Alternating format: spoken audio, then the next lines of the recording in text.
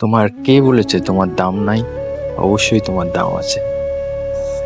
দাম, ভ্যালু, মূল্য, তুমি যেটাই বলো, অবশ্যই তোমার সেটা আছে এবং সেটা সঠিক সময়ের জন্য তোমার অপেক্ষা করতে হবে।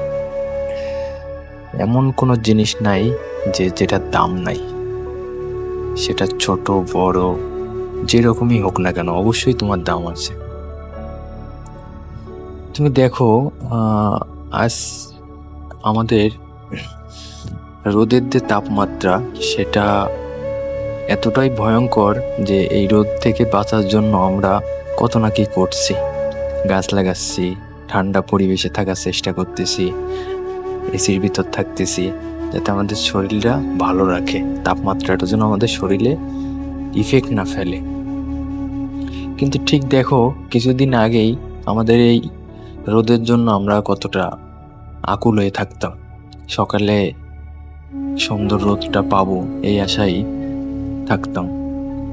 এতটা ঠান্ডা পড়তো যে তখন রোদের খুব মূল্য ছিল, বা মূল্য বেড়ে যেত, যে একটু রোদের জন্য আমরা প্রার্থনা করতাম যে কালকে যেন রোদটা খুব ভালো হয়। যে ঠান্ডা জল তুমি শীতের সময় সহ্য করতে পারতে না, সেই ঠান্ডা জল বা পানি তুমি যেটাই বলো, সেটা এখন মানুষ বেশি দাম দিয়েও কিনে খাচ্ছে, বা কিছুক্ষণ পর পর ফ্রিজ থেকে শুধু ঠান্ডা পানিটাই বের করে খাচ্ছে, অন্য কিছু খাচ্ছে না।